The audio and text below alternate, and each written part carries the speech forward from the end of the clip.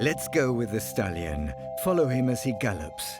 We'll discover a Camargue that is unexpected, vast and unpredictable.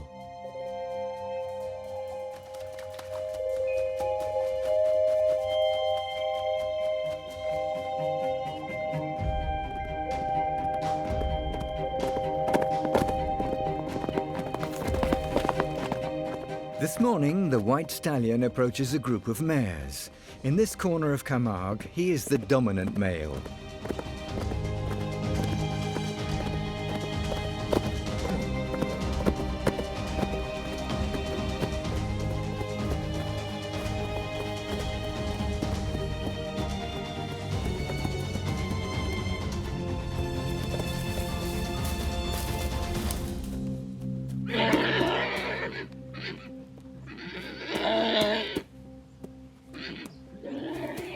This one has no colt, and it's the season of love.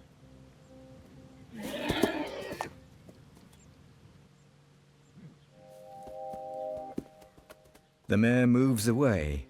An invitation, no doubt. At any rate, he follows.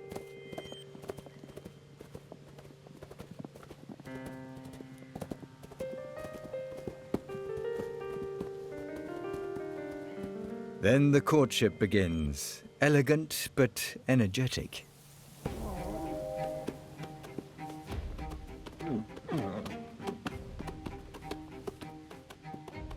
The stallion is vigorous, robust, and will not let her out of his sight.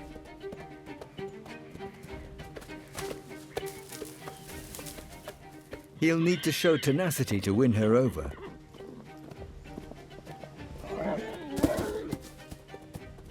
The survival and the quality of the species depend on the selection of the strongest parents.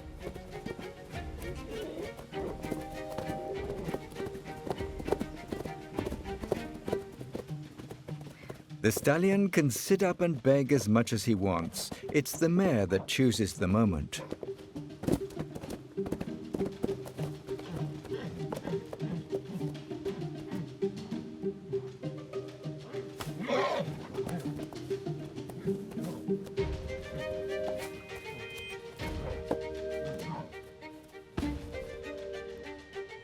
And this morning she has chosen, and allows him.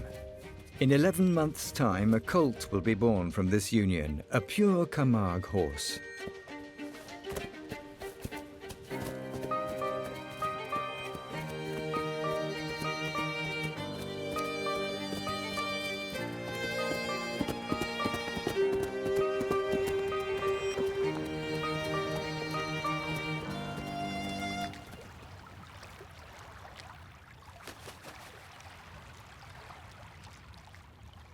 Demarcated by the arms of the Rhône, the heart of the Camargue Delta has been a listed nature reserve since 1927.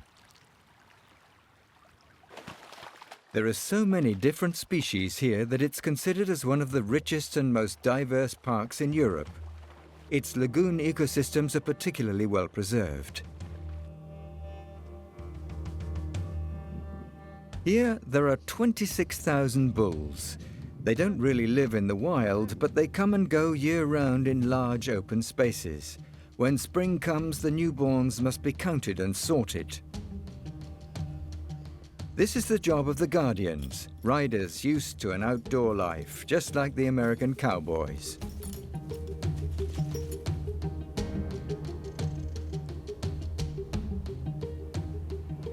As well as their work sorting calves born in the spring, they choose the finest animals from amongst the bulls to take part in the races in the bull ring.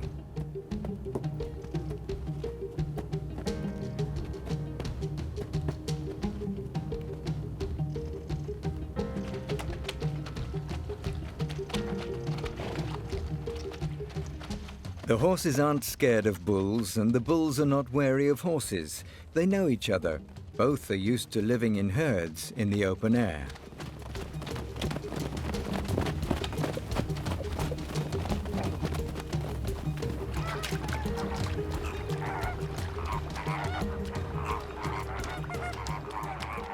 Partners through the ages driving the herds of bulls together, the Camargue horses and the guardians are a rare example of ancestral harmony between man and animal. Hey, hey, up, up, up, up. Up, up, up, hey, up, up, up.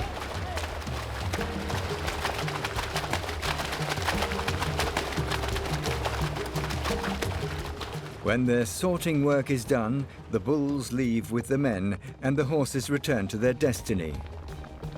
Free to come and go according to their pastures and their desires, the horses form bands where family ties reign. With the young still following their mothers, you sometimes see groups of 30 or 40 mares accompanied by their offspring. The guardians regularly try to spot solitary males. They choose their stallions for reproduction and for riding.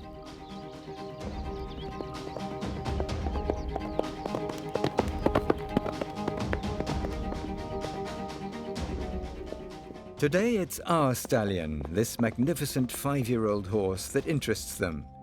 They have already captured him several times. They're embarking on the slow process of training him.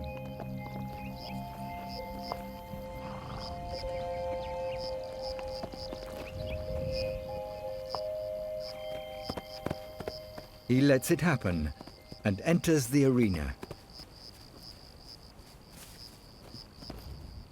Man has never hurt him. The key word is trust. The guardian knows the horse so well, knows its fears and its great capacity to adapt. This hand gesture is not just a caress, it's the sign of tacit trust between them.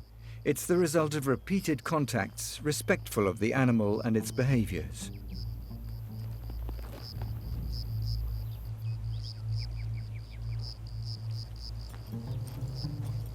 This is the first time he's had a saddle on his back. It's a tricky phase. Every last action is performed with gentleness and precision.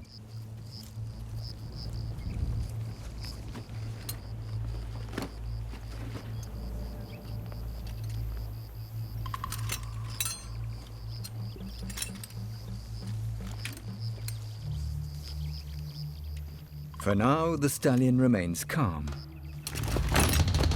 But suddenly, the instinctive fear, this weight on his back, feels like a predator's attack.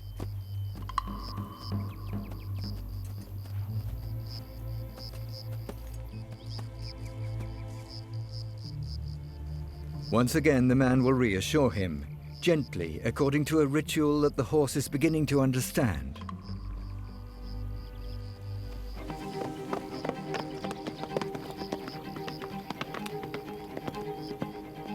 The guardian won't be riding the stallion today, but one day he will. Such is the fate of these half-wild, half-tame horses. For now, the stallion returns to the vast, marshy expanses where he will continue to play his role of reproducer.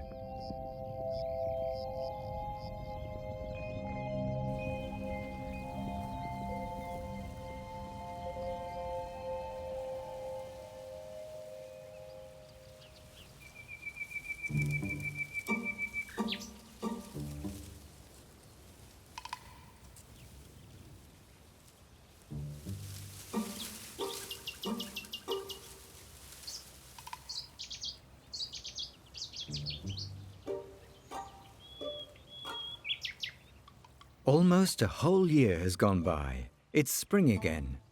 The mare is ready to give birth, 11 months after she met our stallion. The grass is fresh and tasty. In the fine weather, the vegetation is chock full of vitamins and minerals. These nutrients are essential to the quality of milk. Already in this month of May, foals are appearing. The fruit of the love of our stallion and his partner is slow in coming. Everyone seems to be awaiting the happy event. But now she's moving away, a sign because mares often go off on their own to give birth. A birth should take place in private. Even though there are no more predators in Camargue today, they still exist in horses' instinctive memory.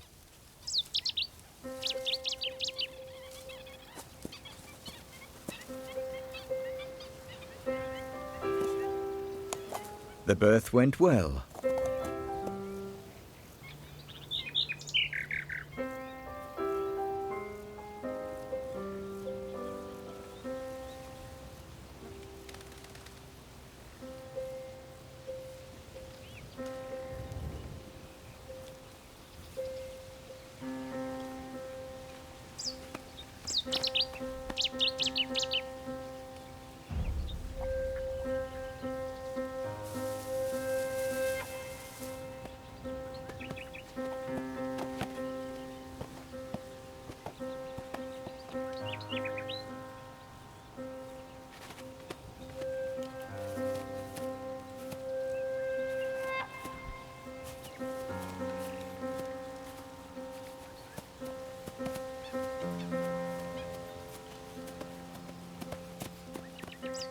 He has joined his mother, but stamps his feet at her side, clumsy, fragile.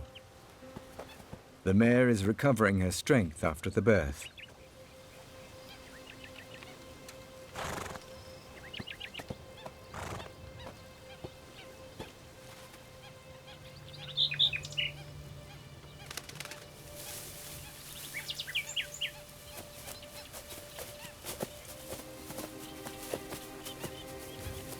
It took him only 20 minutes to learn to walk.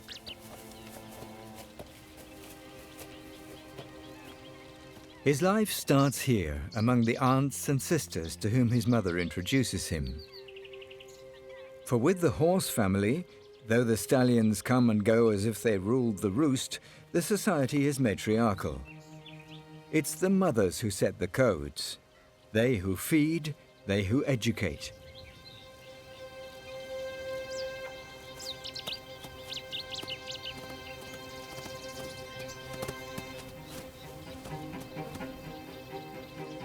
The newborn already has a girlfriend. Like him, she's not white.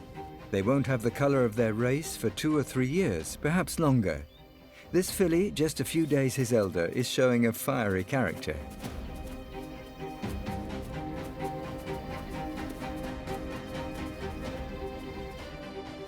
He too is already galloping, learning about speed, defying the wind and enjoying it. The first few days, a foal will learn to control its momentum, to coordinate its eye with space, missing obstacles instead of banging into them. In a few weeks, he will have grasped his world.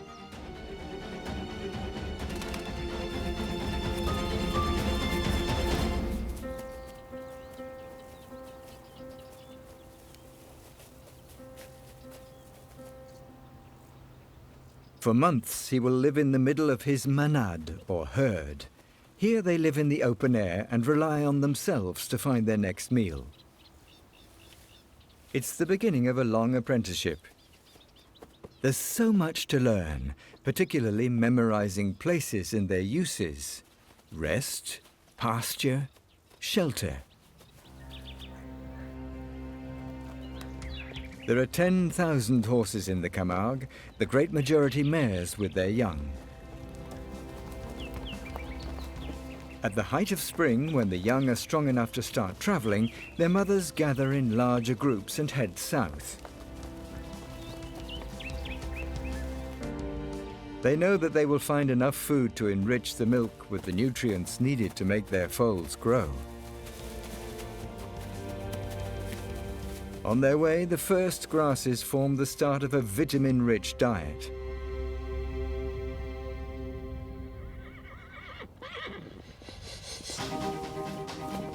Appearing out of nowhere, as is his wont, the stallion comes sniffing around the mares.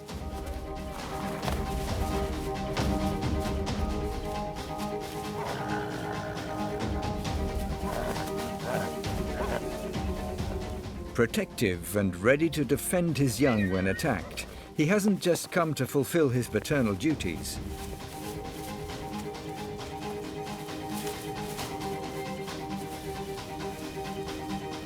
He inspects each one, Some are still suckling, others are heavy with future foals.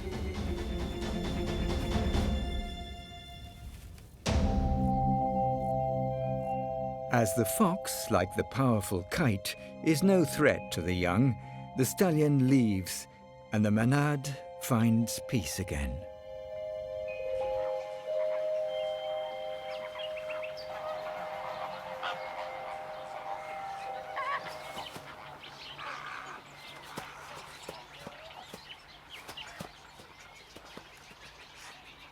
Other inhabitants have settled in this corner of the delta. Herons from all around the Mediterranean nest by their hundreds in the quiet Camargue tamarisk. In all, 350 bird species gather here.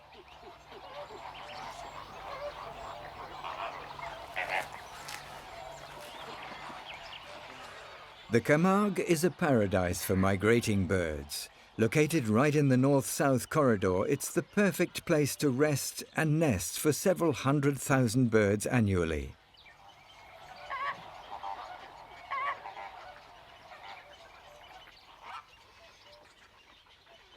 Most flying species are indifferent to the horse, except the jackdaw, which comes gathering hairs from the horse's back for the comfort of its nest. Another bird is the horse's constant companion, the cattle egret. Naturally enough, he earns his pittance from horses, both their parasites and the insects revealed by hooves on soil. And when he wants a moment's quiet digestion or reflection, he perches on the horse to inspect his domain. The growing foals will have to learn, as did their elders, to tolerate their winged companions' little hooked feet on their backs. By now, these cattle egrets are probably the finest horsemen around.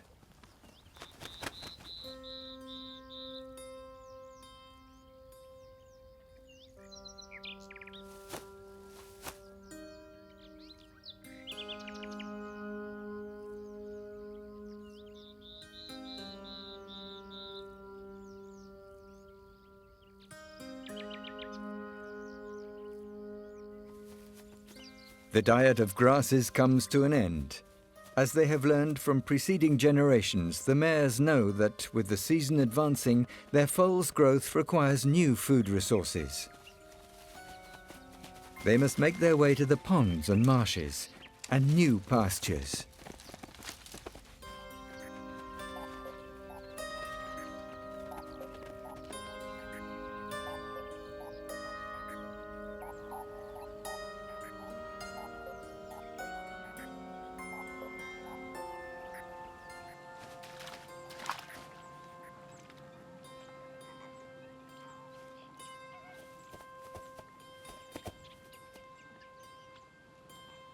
At this time, the land is still underwater, but not enough to prevent them grazing on a grass that's exclusive to the Camargue, water couch.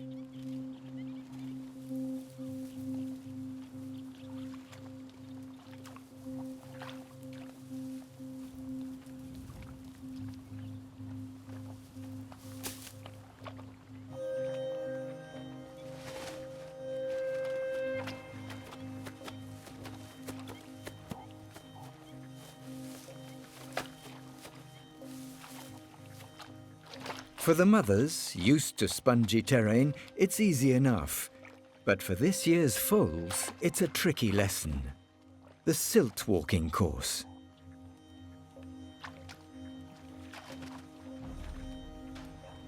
With all the gentleness and delicacy a mare can have, the mothers show their young the way, and the way to walk.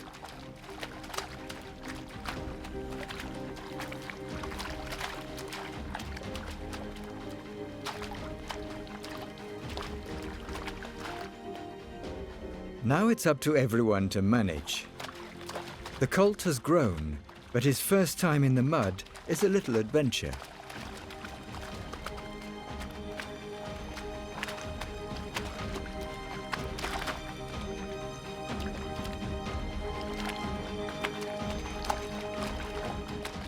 Other species are perfectly adapted to this habitat. The spoonbills sift the silt with their prospector's beak. The pond turtles, feeling in need of meat, swallow worms, mollusks, and rotting carcasses, cleaning the mud of scoria.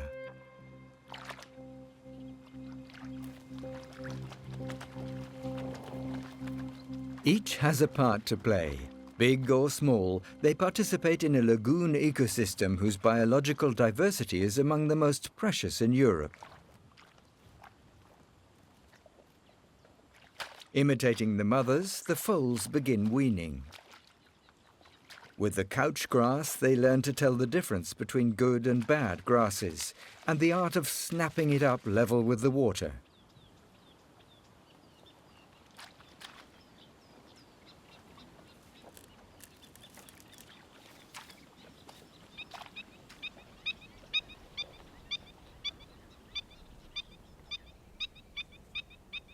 Spring slowly gives way to summer. Birds fly north. Others from the south replace them. The horses remain. Here they're well suited and scared of neither hot sun nor heavy storm.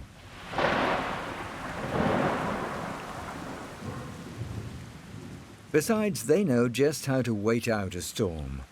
They assume a motionless posture. The water flows over the protective cover formed by their hairs. They turn their backs to the wind, all save the matriarch, who keeps an eye peeled for possible dangers.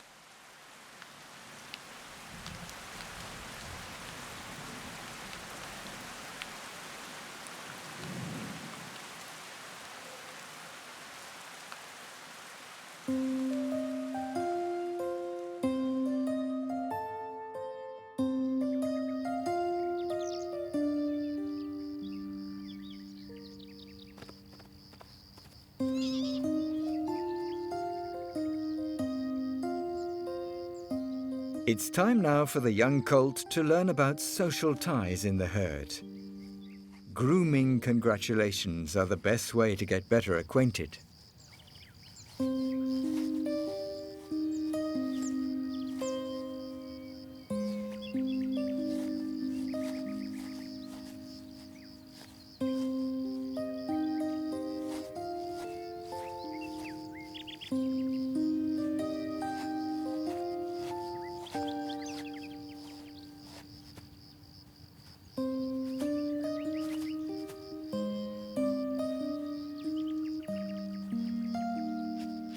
The koipu also takes advantage of the sun's rays to freshen up. Imported from South America in the 19th century for its fur, it fled to Europe's wetlands. Settled in the Camargue since the 1950s, it no longer bothers nor surprises the horses. Weighing 7 kilos, it's a part of the landscape, part of everyday life.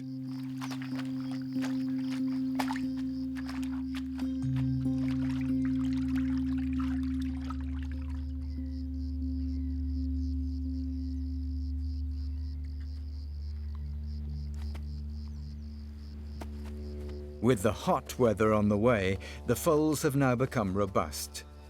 They're 3 to 4 months old and are now ready to face the rigors of the summer sun, which strikes a land of marshes teeming with insects. At the height of the day, still with no more shelter than the open sky, the young sleep lying on the ground. Later they'll learn, like their parents, to sleep standing up with one eye open.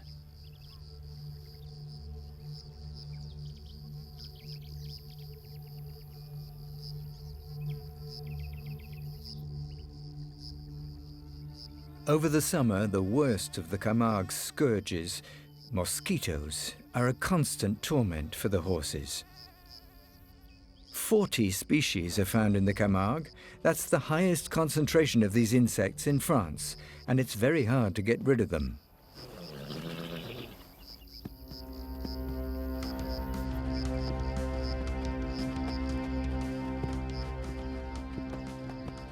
One way is by hitting the road again, towards the freshness of the lakes and the sea.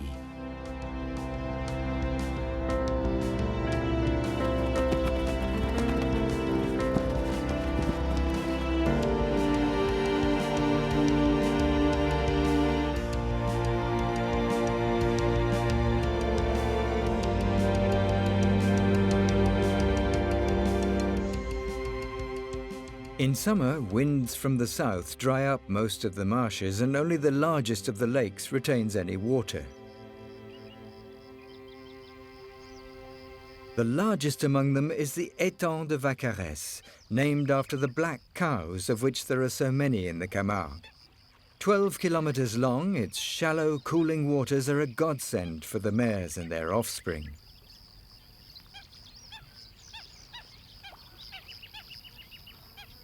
It's on these shores, legend says, that the horses, coming from the north over millennia, had to halt because they had reached the sea. There's even a saying that the Guardians repeat, which says that a horse is not a Camargue horse until it has seen with its own eyes its reflection in the waters of this legendary lagoon.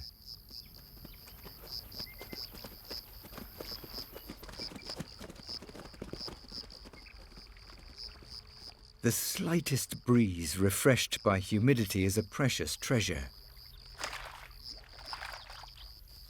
The mares, like their charges, save their strength. They move around slowly, less and less, just to find something to graze.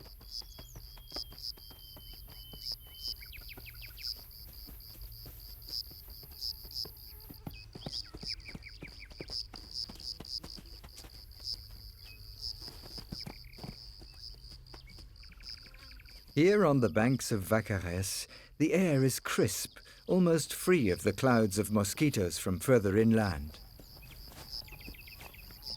But other insects have taken over and the heat is still there, so the mares use the only fans available to horses. Head to tail, each helps the next to get rid of flies.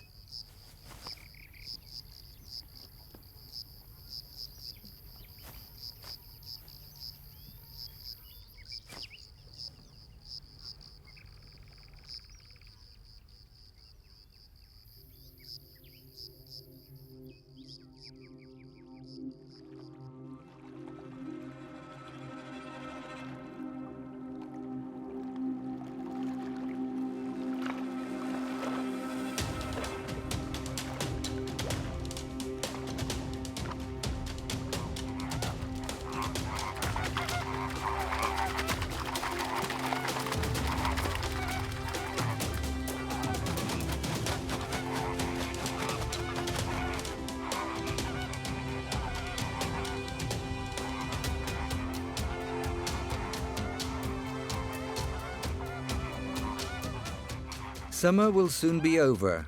We see it in the first flights of flamingos. They head off for the shores of the Mediterranean and Africa. Some will cover up to 6,000 kilometers by air before returning to lakes in Algeria, Mauritania, and other lands in the Sahel. These high-altitude kings nest every summer in the Camargue. In late August, they'll scatter once more.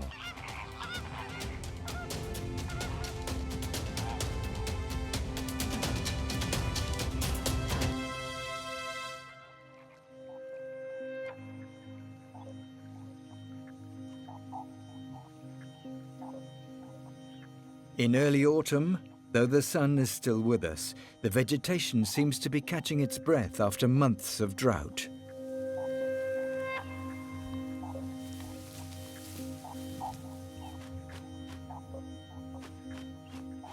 The foals have reached the age of 6 months.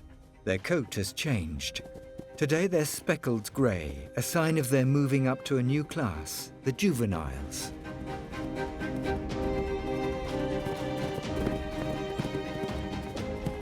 The juveniles are pretty strong today, matching their parents in both speed and power.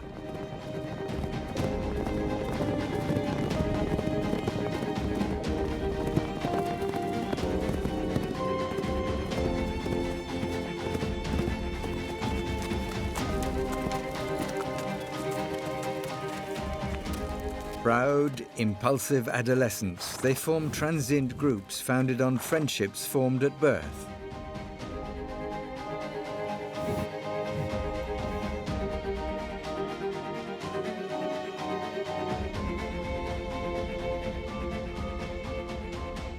Soon the males will be separated from the females, and future meetings will be dictated by the inflexible rules of the survival of the species.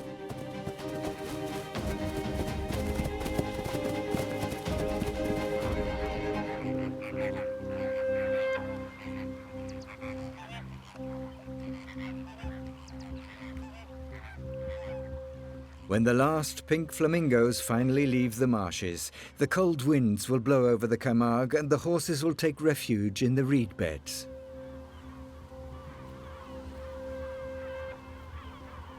The Mistral is the worst of the winds that blow in the Camargue. Rushing in from the north and the Rhône valley, it can gust to 100 kilometers per hour.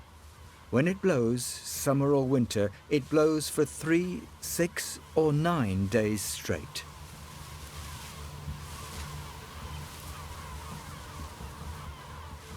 The reeds and rushes that grew all summer are useful either as windbreaks or as easy-to-chew food.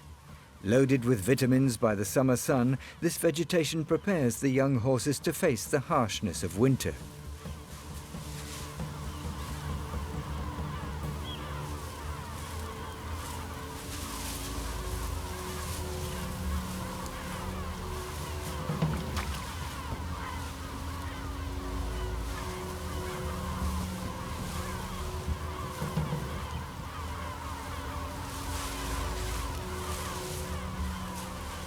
It's not just the winter wind that intrigues impetuous youth. Some of them have already picked up the scent. It's the guardians.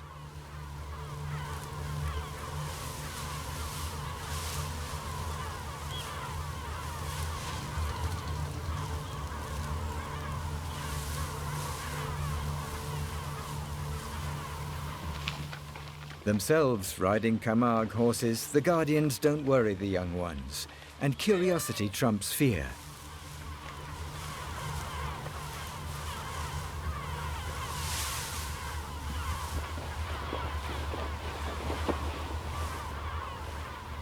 When this group feels too hemmed in and wants to take off, it's too late. They're already surrounded.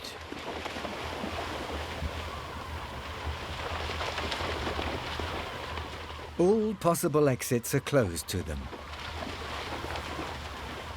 The only way out is the one left empty by the guardians, and they rush towards it.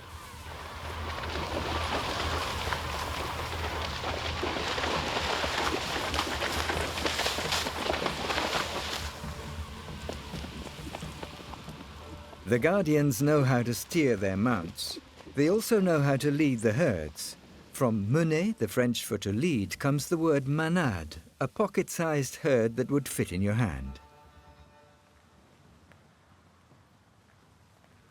And the foal we saw being born has fallen into men's hands today. He's just 1 year old.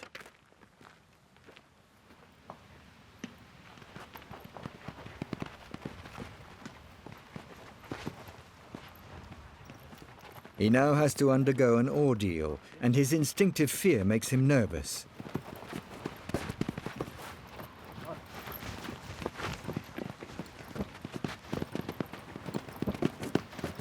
So as not to lose their horses or let them mix with other herds, the guardians mark their livestock.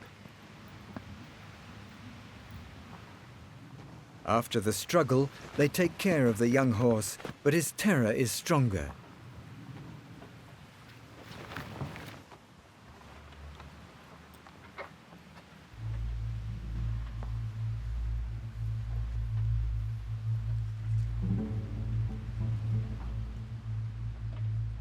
Tied up every which way, he has no choice but to let it happen.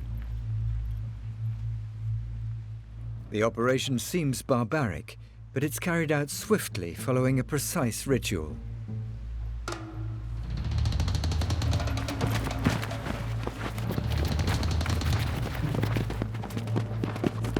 Branded with a red-hot iron, the young horse is now clearly identifiable as belonging to a given owner.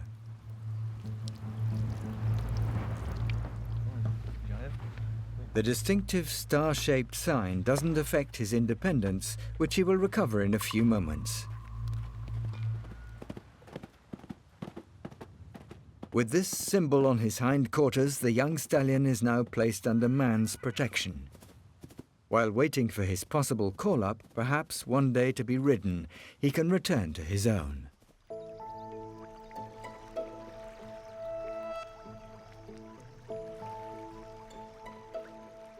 Several months have passed. Months of a Camargue winter where the wind, the cold and the damp tend to send nature to sleep. The animals huddle into themselves and look forward to the day their vitality will return, like sap through a reed. Our young horse has made it through the winter without a worry. He has even grown bigger and stronger.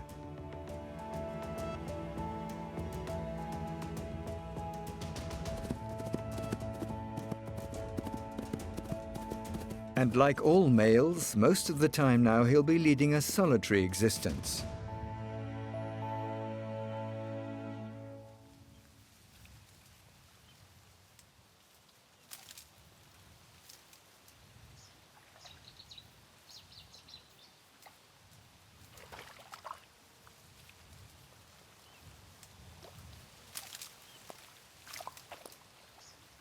Well, not completely solitary.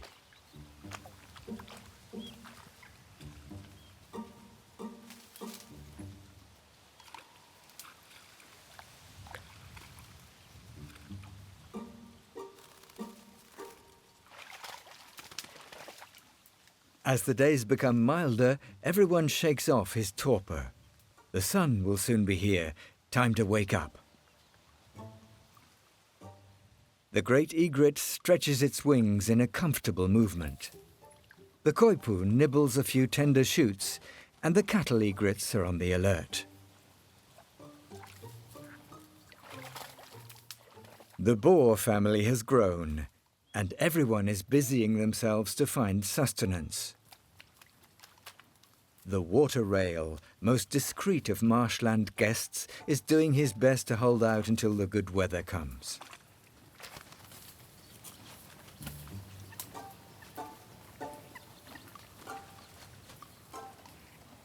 Perfectly adapted to their milieu, the horses have a secret: how to snatch, underwater, the delicious shoots of aquatic weeds.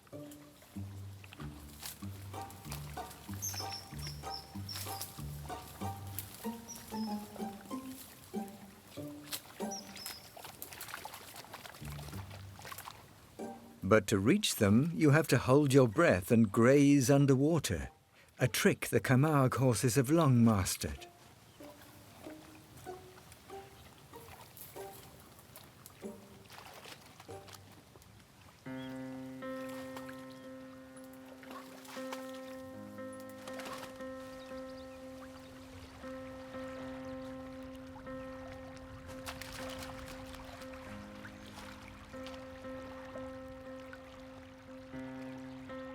The first flamingos begin to return, heralds of the summer.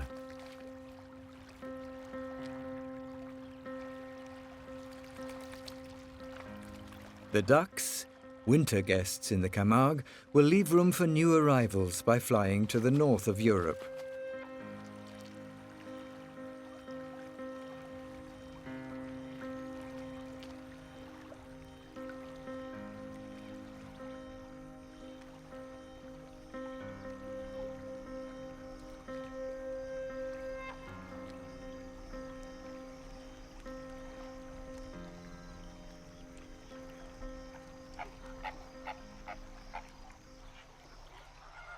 Easily led, the incoming flamingos are all going in the same direction.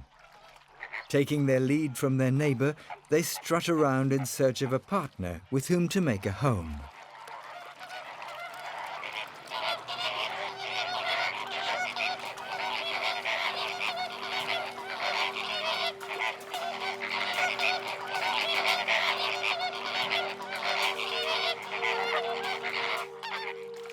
Soon more than 30,000 will be nesting here.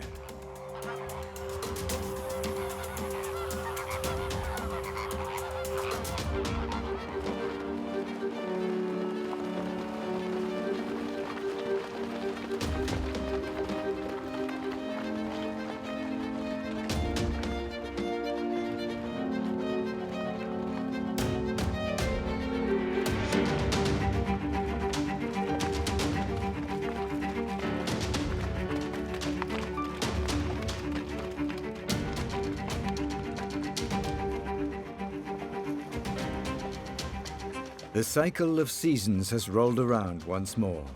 Coats once black or brown are now speckled. Others have finally turned white. In the awakening marshes, everyone is trying to find their place.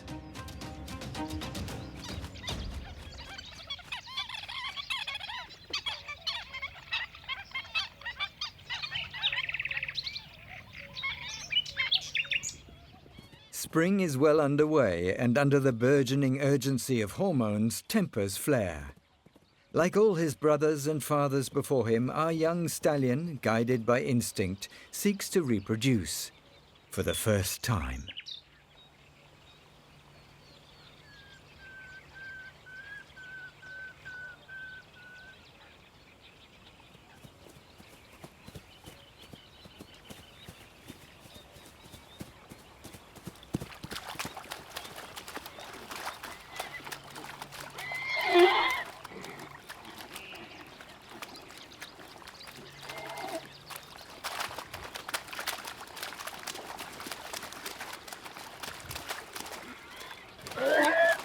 Free, but not easy, this young mare refuses our stallion's approach.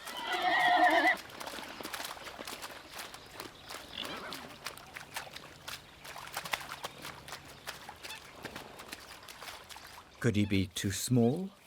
Not handsome enough? Too weak? Is he not already fast and fiery?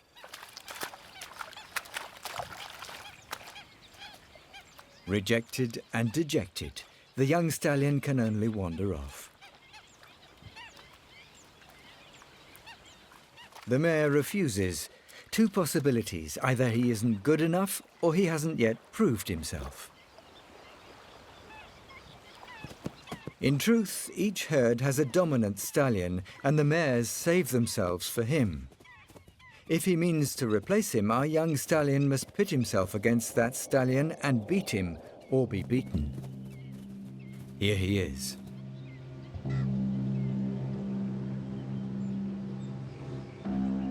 First, you weigh up the race.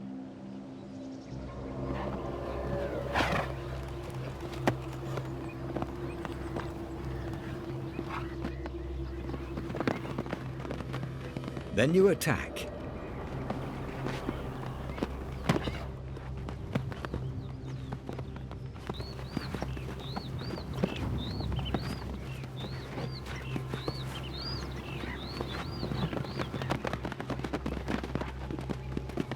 The struggle is merciless, and it's hard to say which will prevail.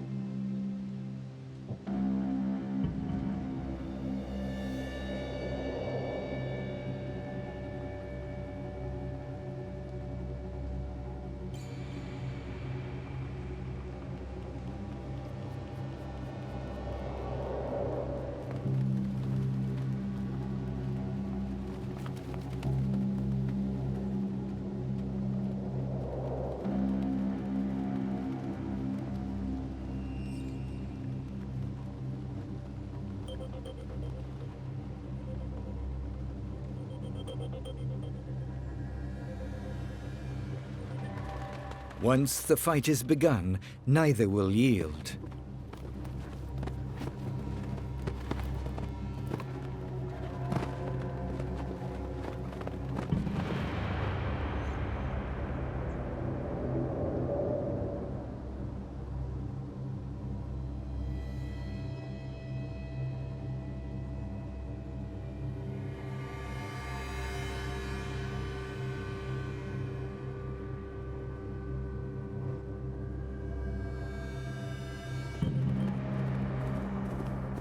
Yet a time inevitably comes when one of the two must accept his defeat, either through weakness, fatigue, and lost hope, or because the opponent is manifestly stronger.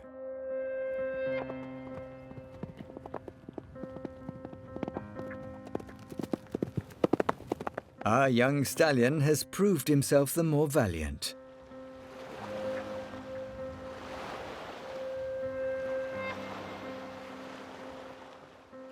Now it is he who bears the burden of perpetuating the species.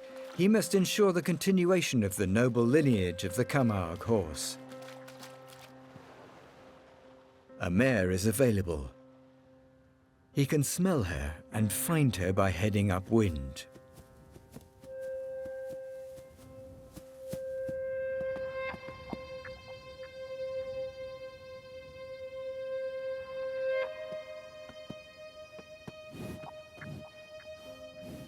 But will she want him? Is he strong enough?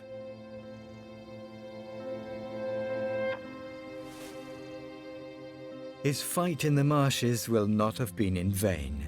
Courtship can commence.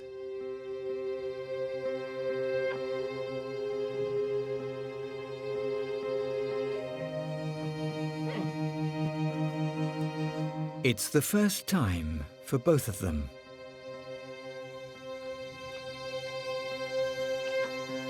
But instinct guides them.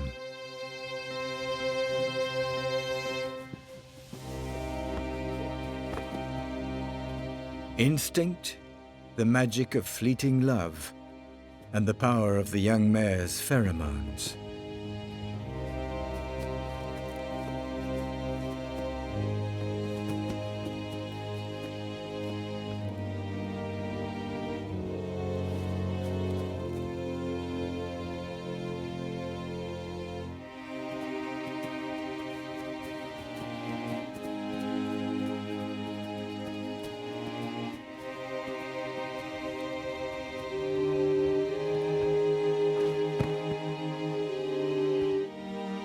In his turn, the young stallion has passed on his victor's genes to his descendants.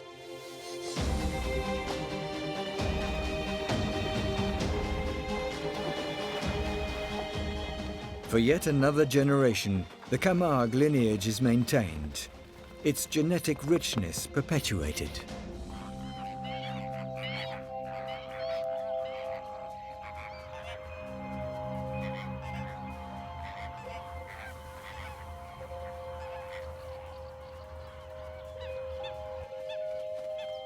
In the Camargue, each year is a constant renewal. The migrating birds have invaded the marshes. Soon the hesitant flight of their young will fill the sky with new life.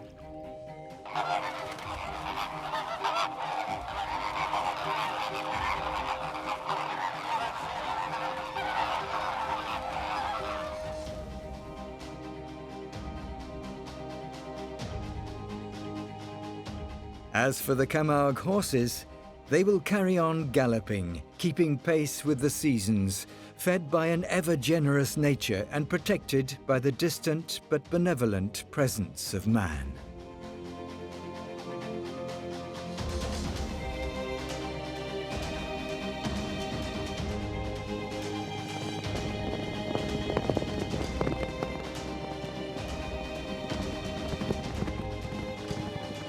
What other race can boast of perpetuating the natural life cycle of horses as it has existed since the dawn of time?